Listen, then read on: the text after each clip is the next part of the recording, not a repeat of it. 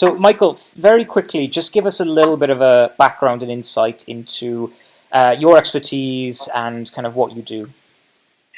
Okay, so I've been in the fitness industry for coming to, wow, when I say it out loud, 10 years.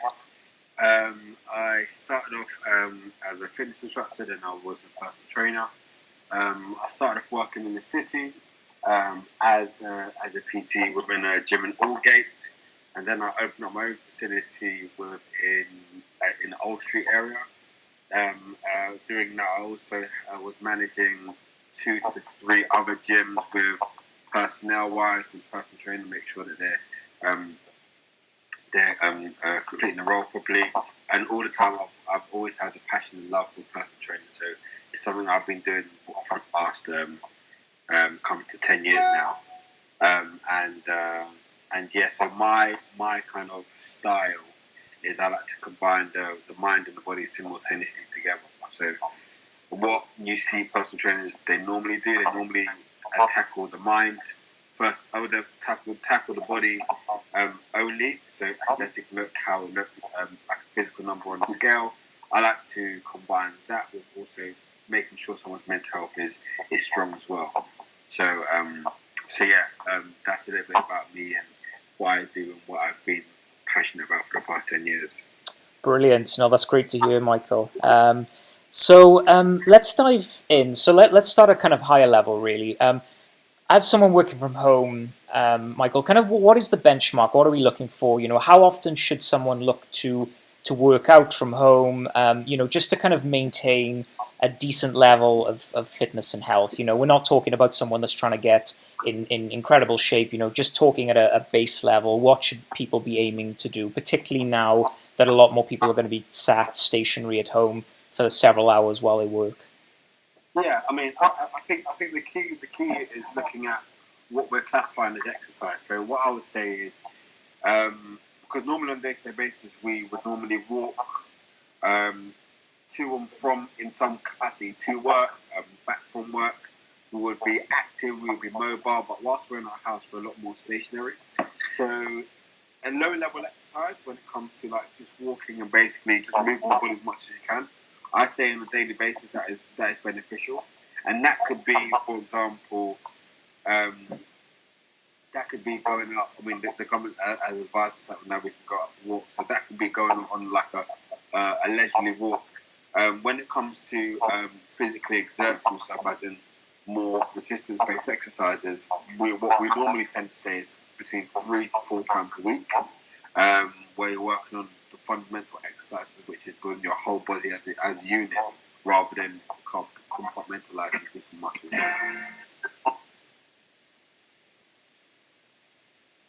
Hey, sorry, Mike, are you still there? Yeah, still here. Brilliant. Yeah, that's right. Yeah, still got you. Sorry, did you finish then, Michael? Yeah. So, in terms of low-level exercise, what I normally recommend is every single day, so 5 times a week, going for a walk. All depends on your fitness levels.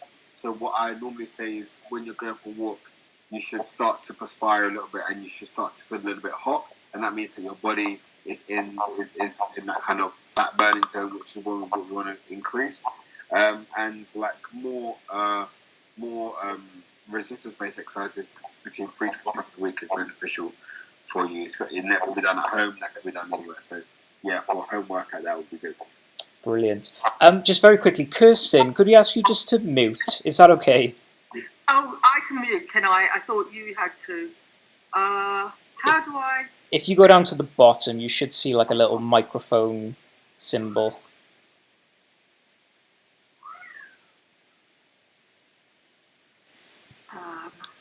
I can't. On my little photo. Oh, hang on, I've seen it. Yeah. Brilliant. Yeah. Thanks, Kirsten. Sorry. Yeah, Michael, we'll jump back. Okay, fantastic. So if we're talking about the home, then Michael, people, like I said, we try and get out once a day. We try and exert ourselves, try and do some types of walks or runs or whatever. But if we're talking about actually physically in the home, can you advise on some simple exercises that we can do that, firstly, we'll break this down into strength, flexibility, and cardio, but firstly, in terms of cardio, is there anything you can do within the house that will help in that sense? Yeah, so the definition of cardio is anything that increases your heart rate to within a certain level. So there's 3 training zones that we're looking at when we talk about your heart rate. So the first one is when you're in the fat burn zone. Second one is aerobic, where you're using your heart, which is classified as cardio. And the third one is anaerobic, where you can only do for a short period of time. And that's, for example, sprint and that sort of stuff. So anything above the fat burn zone will be a cardiovascular exercise. So, for example, that could be walking or jogging up and down the stairs. That could be star jumps. That could be running on the spot. Whatever exercise which is going to increase your heart rate to a certain level, where you start sweating, where your breathing changes and physiological things that happen. For example, you start to sweat. That's what classified as a cardio exercise. It all depends on what severity you do that to. Will depend on how hard you're working your system. So something that's very easy, obviously, walking, or if you've got stairs in your house, walking up and down the stairs, jogging on the spot, star jumps, High knees. Yeah. Exactly, burpees, all of these things, they don't require any equipment. So these things can be done. All you need is a little bit of space around you, and these exercises can be done. What I normally recommend with exercise, one of the best cardio exercises which you can do, which has no body weight exercise, is a burpee. No one likes it, but that's how you know it's so effective. Because no one would choose to do burpees because it's quite a tough exercise. So once you do like 30 seconds to a minute of burpees, you're going to feel that cardio. You're going to feel your heart and lungs working harder than what it normally is.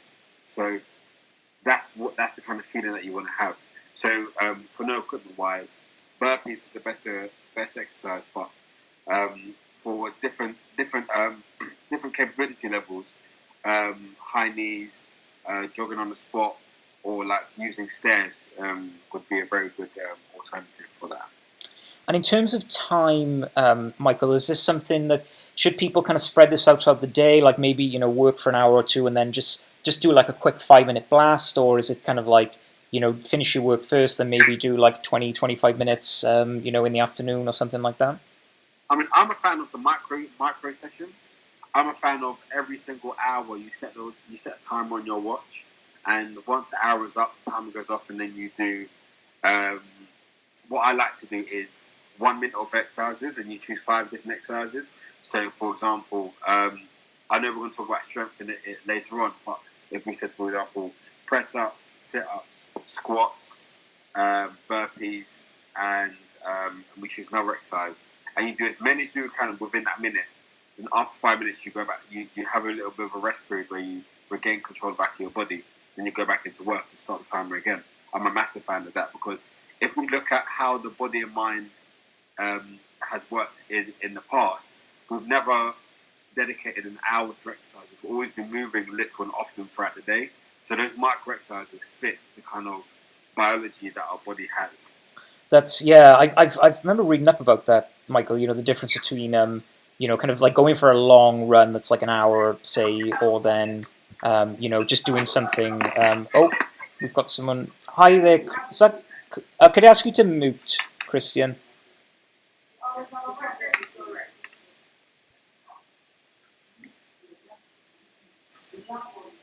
Christian, can you hear me?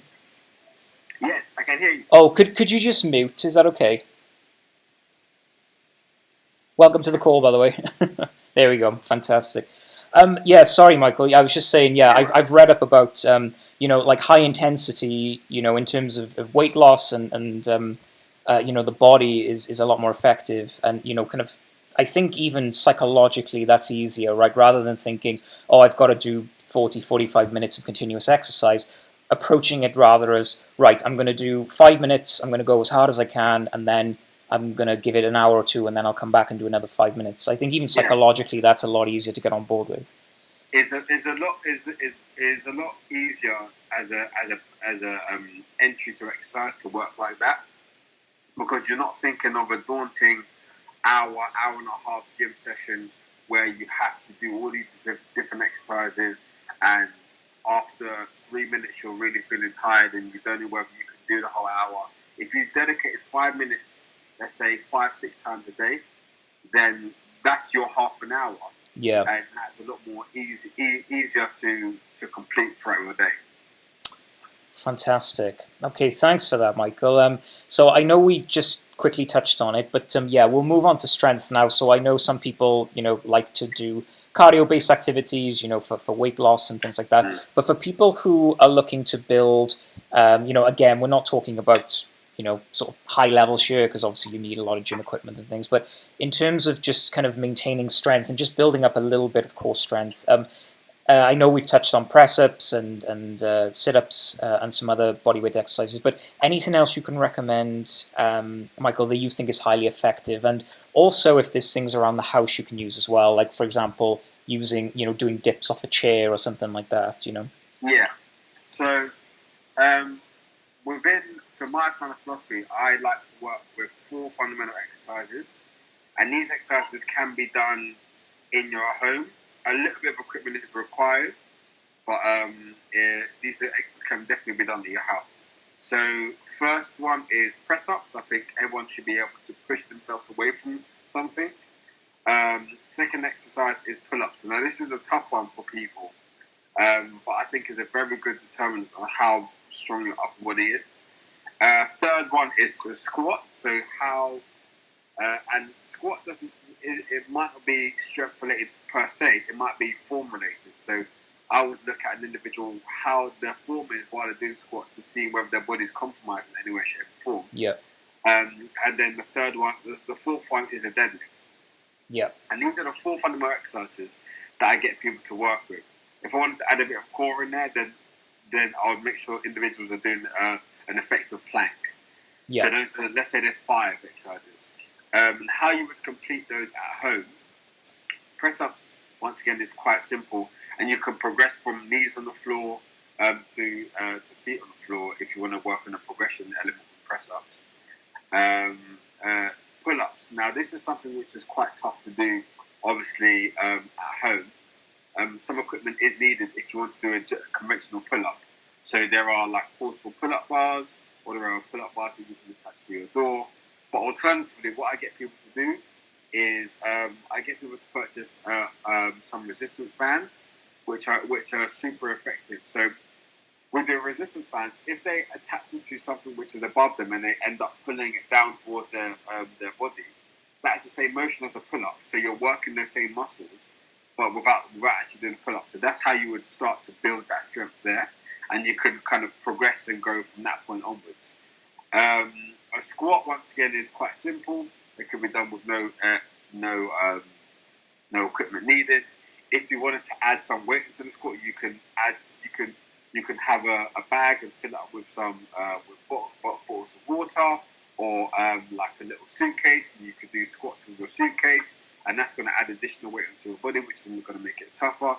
And deadlifts, this is something that you need the resistance band for, once again.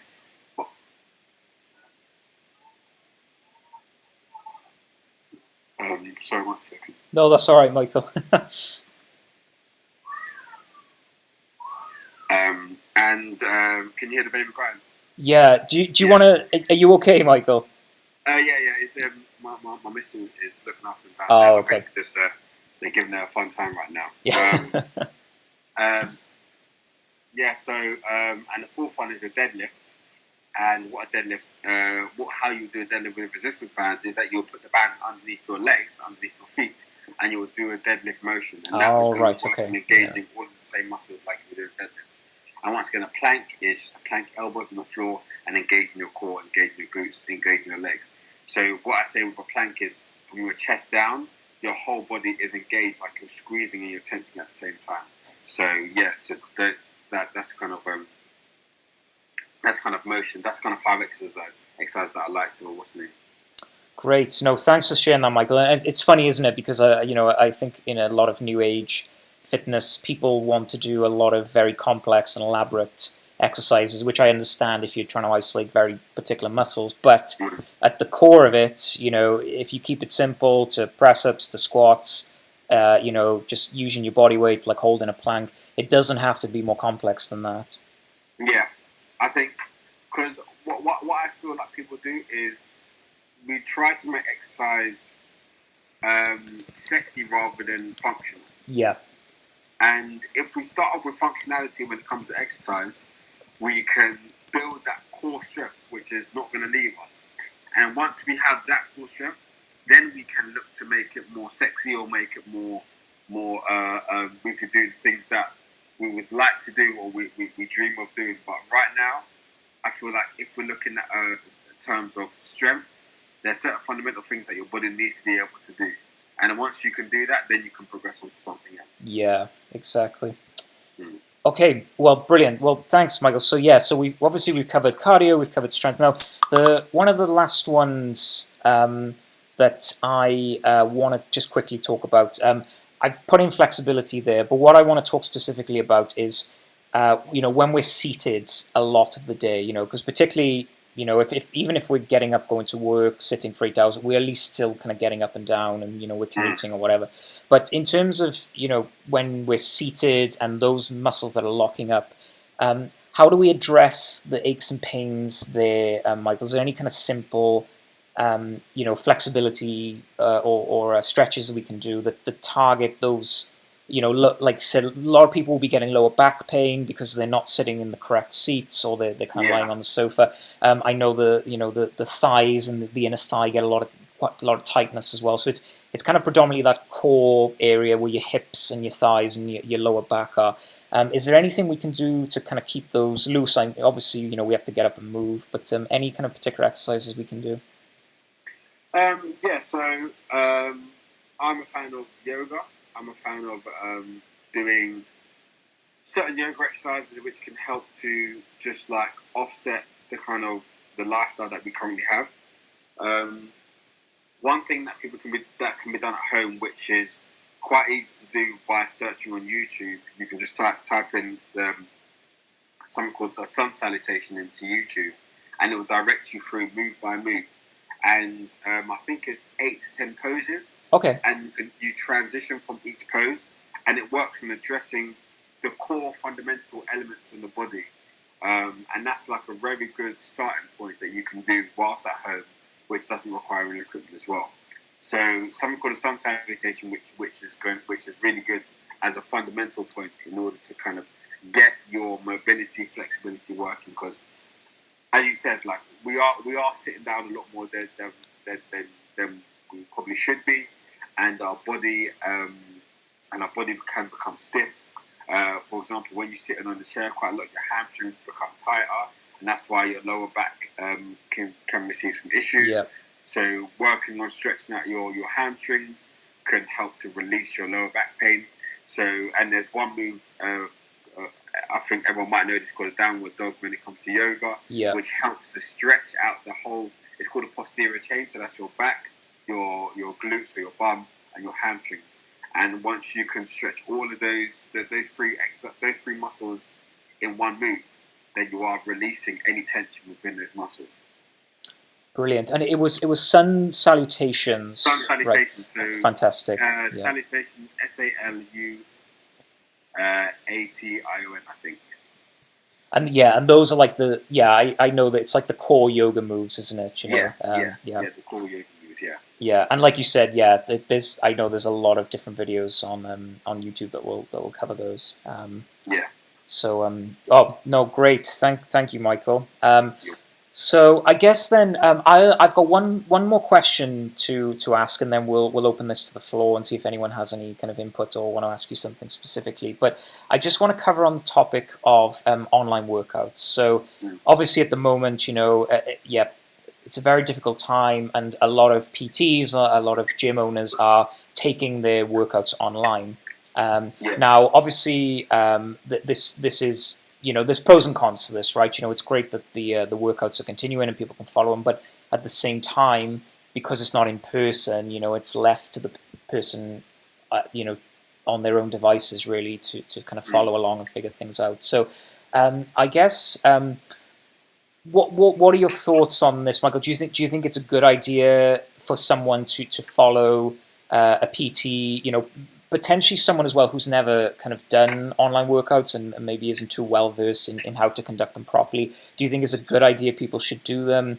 And kind of how to overcome some of the challenges of it, basically.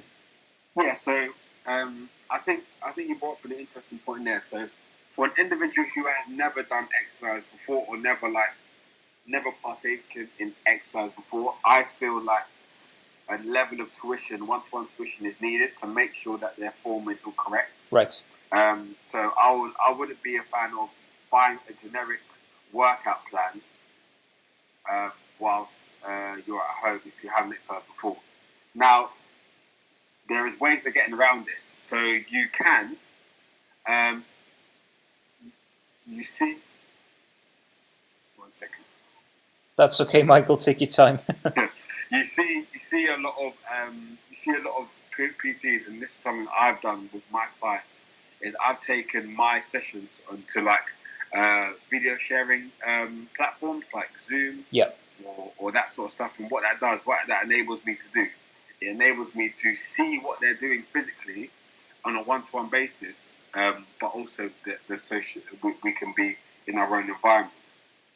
Right.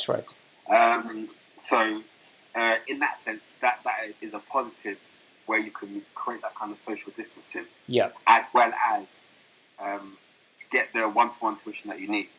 Now, if you are versed in exercise, if it's something you've been done for many months or years, then you can buy a program, which can be a lot cheaper, and you can complete the program at your own pace in your own time. One thing that the positives for that is obviously you can buy it for which is fairly cost effective. I think the negative is that there's very little to no accountability. So when it comes to gym sessions, especially with I'm speaking specifically with a trainer. There's a level of accountability there because you are going there to see a person, and a person is going to direct you through the workout. And if you don't come, the person knows that you haven't come. With other style workouts, what it is we give you the program. We kind of trust you to do it by yourself, which might not be the case. I think the sweet spot is, which is what I found quite a few personal trainers have done recently, is they're doing group training style classes over video. So, for example, there is one person trainer to 8 individuals. So I can see, if the camera's set up in the right way, I can see what everybody else is doing. And I will be able to direct each person, and I can say, Chloe, make sure your back is nice and straight, so I can physically see that they're doing it in the correct form.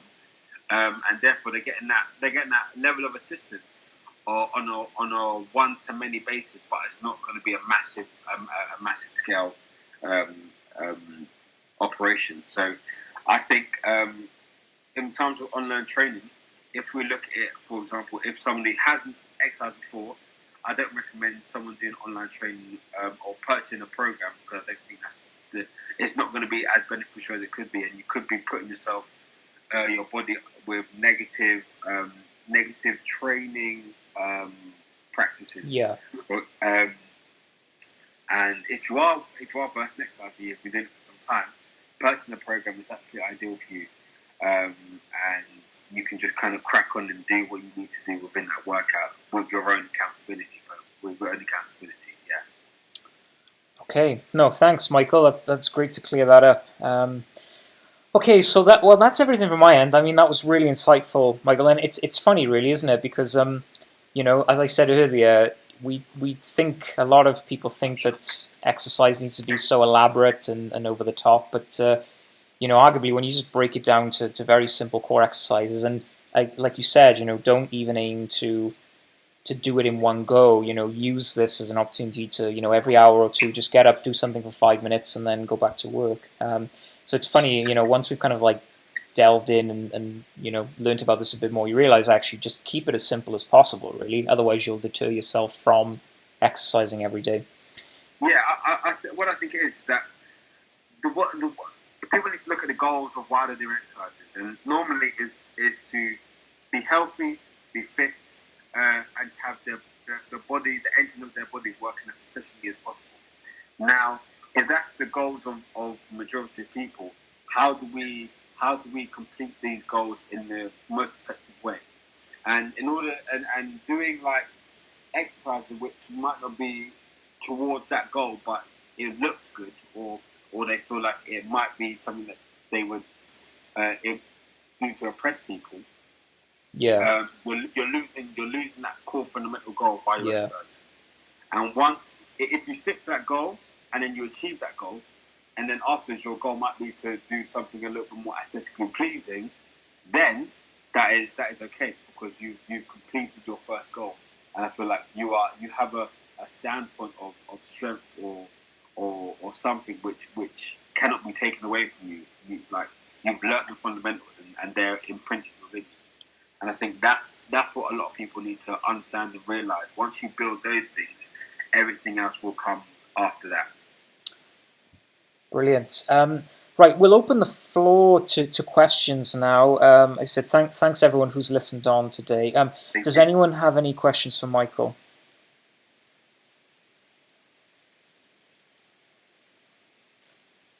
Hello, yeah, I'll jump in. Hi, Nick. Hi. Hello, I'm Michael. Nick here. Really good stuff. Thank you for taking the time to share your kind of tips and just thoughts on all this.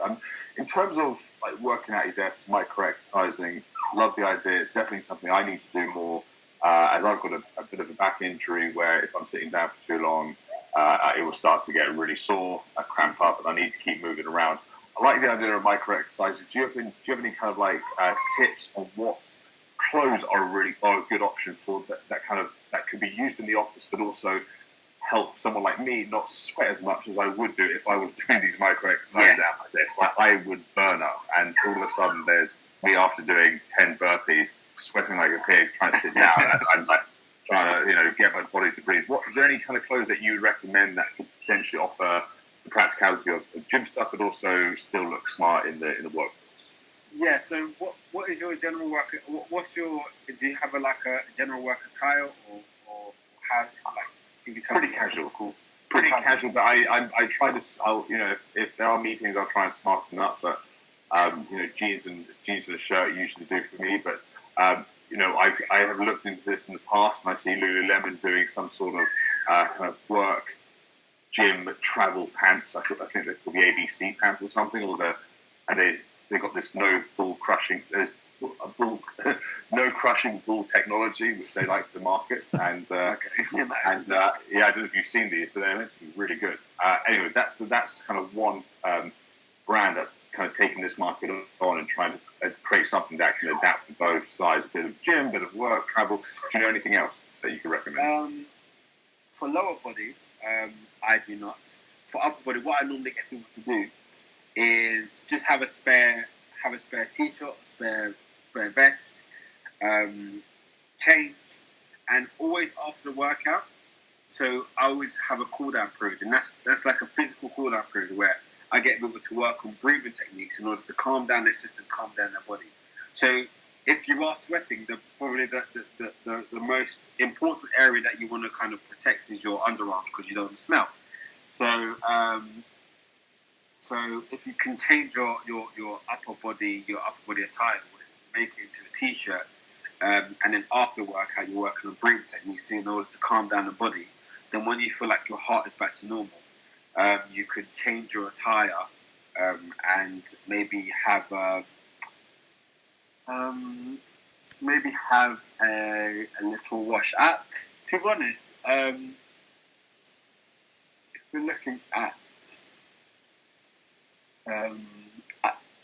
this is something I will do my research about, because that's an interesting question. I've never been asked with an office attire, but I think changing your top would be the easiest thing and the most simplest thing. But I'm sure there is other technologies out there or other fabrics out there which is beneficial for that. But that's a good question. Yeah, it's a very good question. One. So I really can't. Sorry, I just will add on there. I'm going to put the link to the the ABC trousers, and the reason I asked the question is because I love the idea behind them, but they're just £120 for a very, very nice pair of trainers. Yeah. Yeah. So I was just hoping that maybe you may have seen something around, but this is quite new, so maybe there's just something to keep an eye out for. Yeah, definitely. No, thank you for the information. One quickly, Nick. I know someone who I travelled with who buys merino wool, and merino wool has incredible qualities. It's able to kind of like stop perspiration and stop the smells and things like that. So merino wool is definitely he swore by it, and he was able to travel incredibly light because he was able to reuse shirts and shorts and things like that, and wouldn't need to wash them after every time he worked out. So definitely look into merino wool. Okay, thank you. I'll look into that as well. Do we have any other questions? Okay, I think we're good. Well, Michael, thank you so much for sharing all that with us. I think there was some great insight there, and some really good ways that people can structure their workouts and take things back to basics. Do simple exercises that focus on core strength and raising the heart rate and stuff. And it is like you said, it's unfortunate because a lot of people want to be going to gyms and doing more specialized things, but we've got to kind of be resourceful and use what we've got around us. And I think those tips were really great. So thank you. Thank you very much, and thank you for inviting me for this conversation. You're welcome. Okay, well, thank you very much, everyone, and we'll chat to you all very soon. See you guys.